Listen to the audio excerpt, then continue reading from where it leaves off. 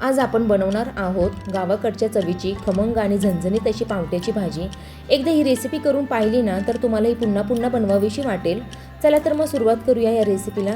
सगळ्यात आधी आपल्याला हे पावटे घ्यायचे आहेत आणि ना ते सोलून घ्यायचे आहेत। हे पावटे ना मला माझ्या आईने दिले होते।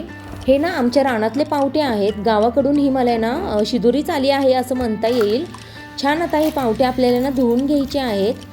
तुम्ही बघू शकता गावाकडची आलेली भाजी नाही किती ताजी आणि फ्रेश दिसते ना, आणि अजिबात ती किडके नाहीत पावटे। छान असे आता आपल्याला ही कोथिंबीर पण धुवून घ्यायची आहे आणि काढून घ्यायची आहे। एक गड्डी लसणाची घेतलेली आहे। आता ना आपल्याला खोबरं, सुक्कं खोबरं हे चिरून घ्यायचं आहे। खोबरं घातलं नाही भाजीची चव अप्रतिम अशी लागते। आता आपण हे ना खोबरं चिरून घ्यायचं आहे। ही रेसिपीची पद्धत आहे ना ही माझ्या आईकडूनच मी शिकलेली आहे आणि ही सेम रेसिपी मी तुम्हाला करून दाखवणार आहे। ती पण छान अशी चुलीवर ही भाजी बनवते, त्याची चव अप्रतिम अशी लागते। म्हणून ना इथे मी ही चुलीवरच बनवून तुम्हाला दाखवणार आहे।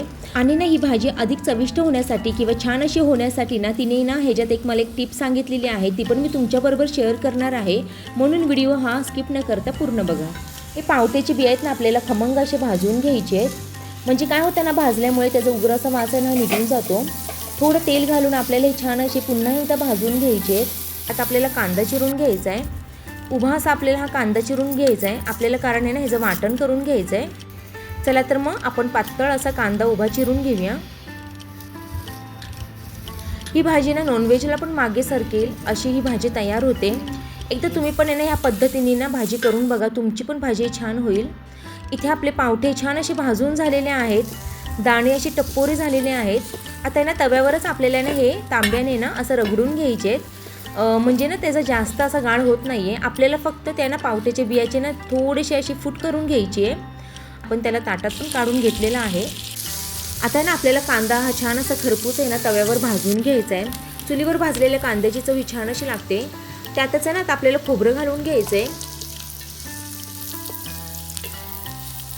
लसूण घालून घ्यायचं आहे आणि हा पण छान असा परतून घ्यायचा आहे।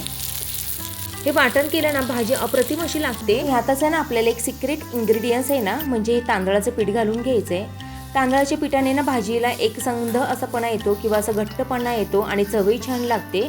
आता ना हे आपल्याला ना वाटणाबरोबरच आहे ना छान असं भाजून घ्यायचं आहे पीठ। आपल्याला इथे वाटण हे रेडी झालेलं आहे भाजून। आता आपण त्याला पाट्यावर वाटून घेऊया। तुम्ही बघू शकता आपलं वाटण हे वाटून झालेलं आहे, छान असं हे एकजीव सगळं झालेलं आहे। आता आपल्याला त्याला काढून घ्यायचं आहे। आता कढई ठेवलेली आहे, छान अशी कढई गरम झाली ना आपल्याला आहे ना इथे तेल घालून घ्यायचं आहे। इथे ना मी 2 टेबलस्पून इतकं तेल घातलेलं आहे। तेल छान असं गरम झालं ना आपल्याला जिरे आणि मोहरीची फोडणी द्यायची आहे। इथे ना आता आपल्याला बेडगी मिरची पावडर आणि कोल्हापुरी इथे मी मसाला वापरलेला आहे, त्याने भाजी छान अशी होते। आता आपल्याला ना जे वाटण केलं होतं ना ते छान असं परतून घ्यायचं आहे। तेल सुटेपर्यंत इथे आपल्याला हे परतून घ्यायचं आहे। वाटणाच्या भाज्या हे कधी पण छानच लागतात। आता छानच आपले परतून झालेलं आहे। आता ज्या आपण बिया भाजून ठेवल्या होत्या ना पावट्याच्या त्या घालून घ्यायच्या आहेत आणि छान असं मिक्स करून घ्यायचे आहेत। 2 मिनटं आपल्याला मिक्स करायचे आहेत, म्हणजे सगळा मसाला ह्याच्यात आहे ना मुरला जातो किंवा आहे ना बियांना हा चोळला गेला जातो। आता किती आपल्याला हा रस्सा बनवायचा आहे त्यानुसार आपल्याला पाणी घालून घ्यायचं आहे। थोडेसे बिया शिजवायला पाणी हे लागतंच, म्हणून थोडंसं जास्त ह्याला पाणी घालावं लागतं, कारण बिया शिजायला थोडासा वेळ लागतो म्हणून। आता ना इथे मी 1 ते 1.5 ग्लास इतकं पाणी घातलेलं आहे। आता आपल्याला चवीनुसार मीठ घालून घ्यायचं आहे आणि ना ह्याला शिजत ठेवायचं आहे।